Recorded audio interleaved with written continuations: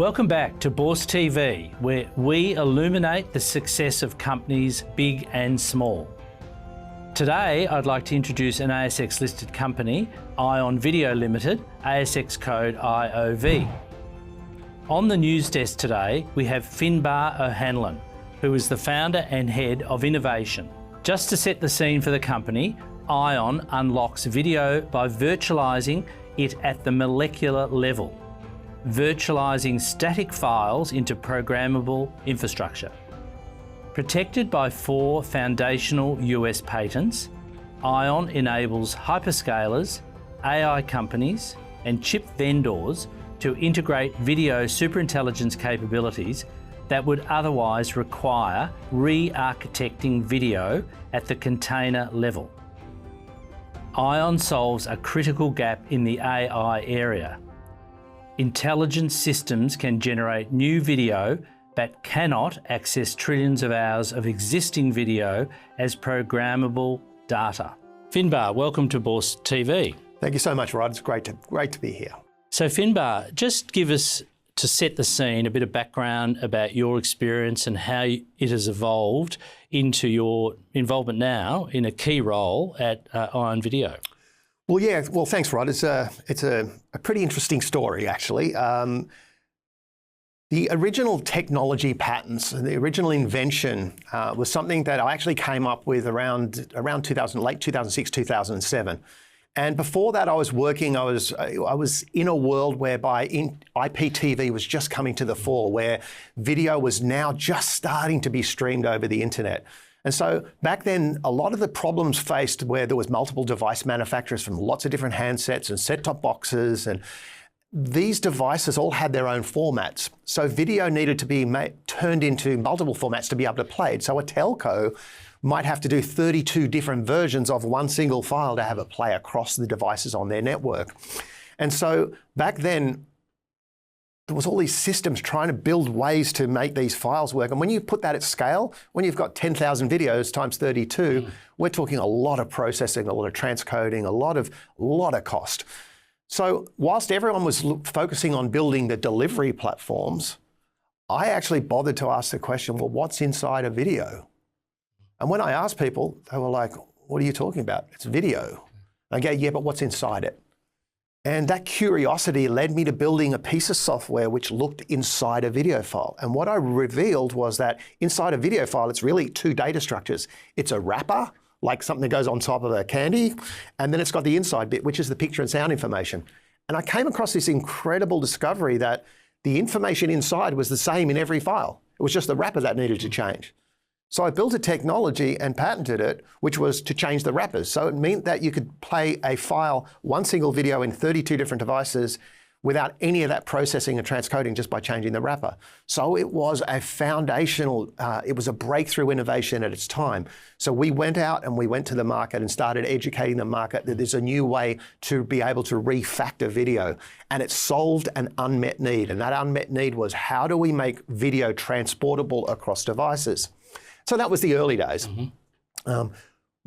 Presented at Streaming Media East in New York, got a lot of interest. A lot of the big major companies were interested. They came to me with different ideas of how this technology would apply to them.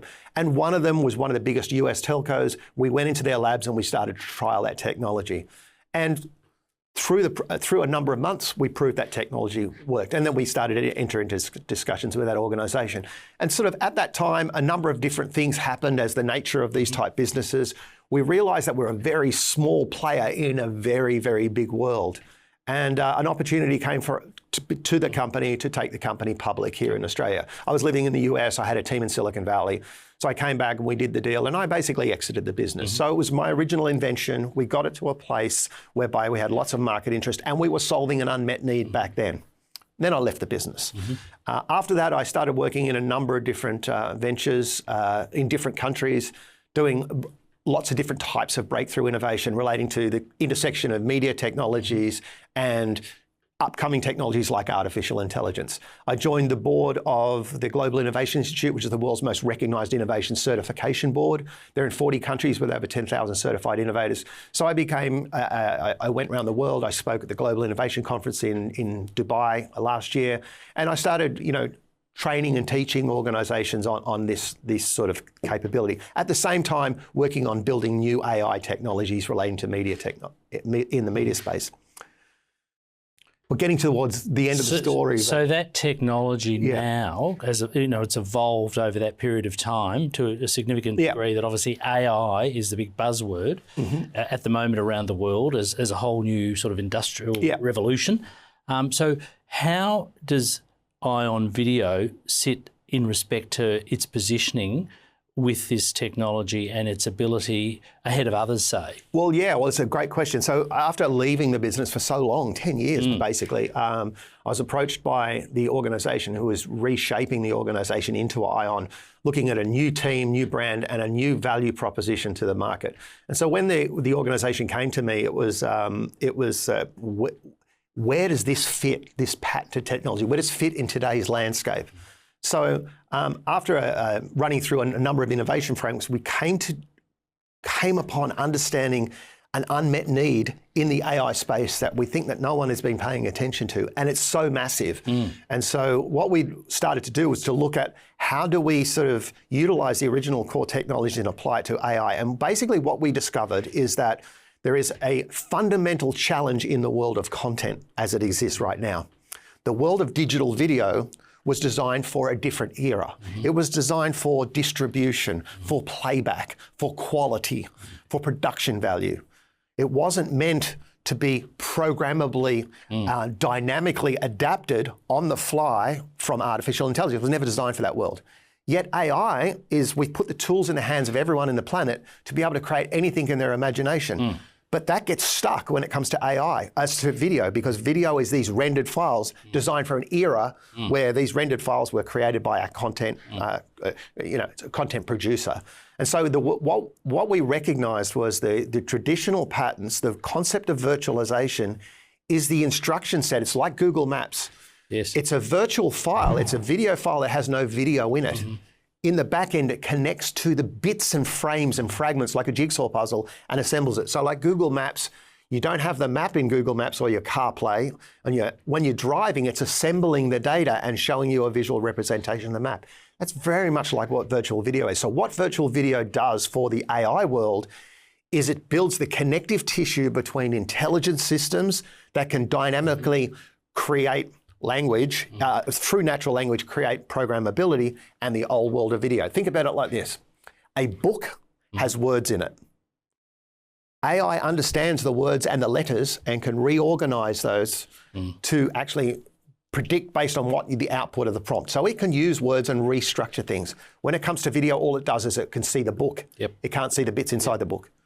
What ION does is it allows AI to see the bits inside the book, the core elements, the samples that allows it to rethread it and reorganize and assemble video.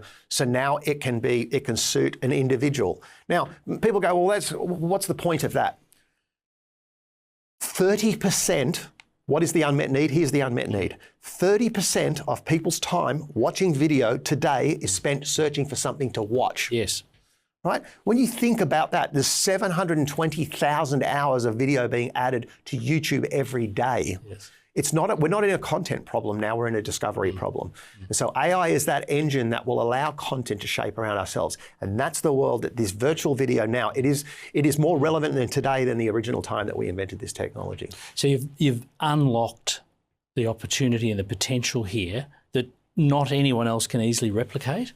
Correct. So look, the patents were filed, 2007, and we just filed a number of a new strong suite of patents which extend the original patent to actually play into this world. So it's for anyone else to play in this space. Look, I've been working in AI and big infrastructure finance systems with my previous time at MasterCard, working in AI and innovation. And look, to be able to have an instruction set, to be that orchestrator between artificial intelligence systems and old world of video, The only other people that are actually trying to do something is trying to re-render files. They try and edit and make smaller and smaller files. So this fight for relevance, where the dollars lie, is all about making files shorter and shorter and shorter and shorter and more and more and more of them, and then trying to assemble and connect them all in dots.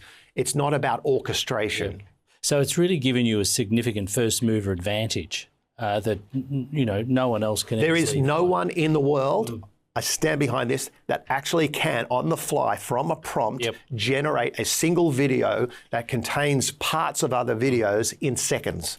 So talk a bit about, in a practical sense, for clients all around the world, needing this particular type of technology and service offering, how does that work for them? So it comes down to who is the customer of ION. So we are very much like a company like Dolby. We're an enabling technology. We provide the infrastructure layer that sits underneath the world's biggest platforms. Google Gemini, one of the biggest foundation AI models in the world, and Google YouTube, owned by the same company. They don't talk to each other.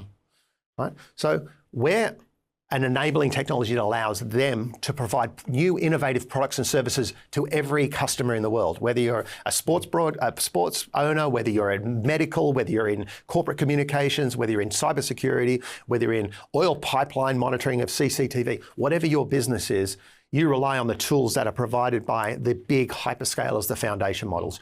What we are is a tool that enables those big hyperscalers and foundation models to now innovate and provide new products and services to their customers.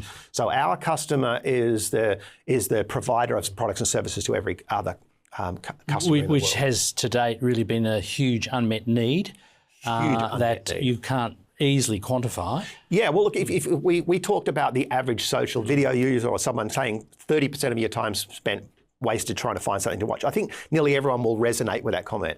Secondly, 50% of people that have been interviewed on one of the research pieces I've seen say it's getting harder and harder to find content. That also relates to CCTV. Think about every single moment of CCTV that's being captured. Think about all the different areas of, like, police force, all the body cameras. How do they know where things are happening? Where is the intelligence to be able to pull that content together?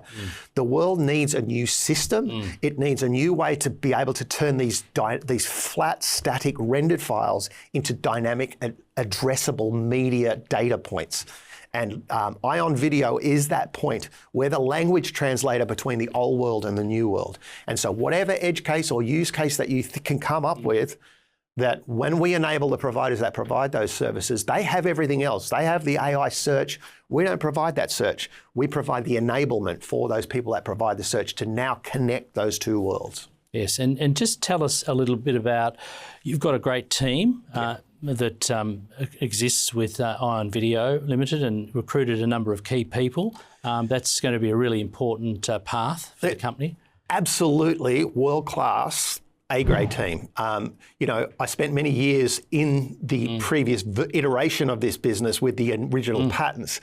And, A, it was ahead of its time, but B, to try and find people that would actually not only understand the new technology, but rally behind it and build the capability from the corporate side, the board, the direction, the governance, the control of the finance, all of that stuff, and then have a tech team that can work behind these new innovation and market-led sort of understanding the unmet needs and how we match that. We've got a small team, but our team is absolutely amazing. I left my previous role at MasterCard, AI Innovation Lead at MasterCard, near the end of November. And in that time, we've built the first core part of this technology. So we've got something that is scalable, that can go into the labs of some of these biggest companies. This isn't some sort of vaporware. This is built on years and years and years worth of knowledge and a market that's now caught up. So the team that we've got, it's small, but it's amazing. So tell us a bit about, over the last 6 months, what have been some of the key milestones that the company's achieved over that period to where it is now? And obviously, as an ASX listed company, there's been some restructuring of the capital, all those sort of things are happening. Tell us a bit about some of those key milestones. Well, I can talk through the lens of a head of innovation. At that point. So as head of innovation, I joined the business 3 or so months ago.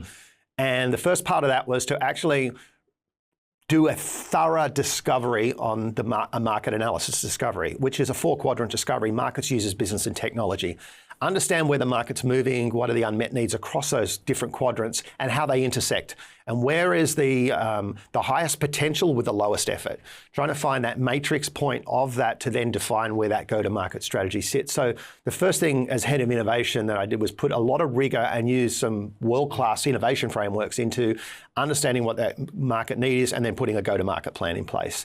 And then it was the organisation put a team around understanding what that technology is meant to do, and then start building it.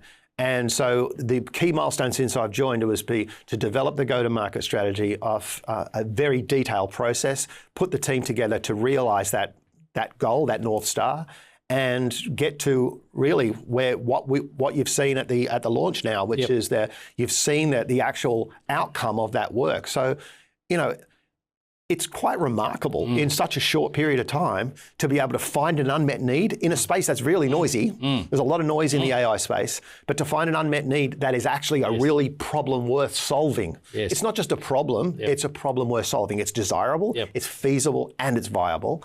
And so then putting a team around that to catalyse around that North Star and to bring it to life in such a short time is quite incredible. And of course, you know, what's going to happen too, now the launch has occurred, that the whole world's going to know about this. If they didn't know about it before, they're certainly going to know about it. Absolutely. And that's going to attract some significant attention, probably for some big players who'll be having a bit of a close look.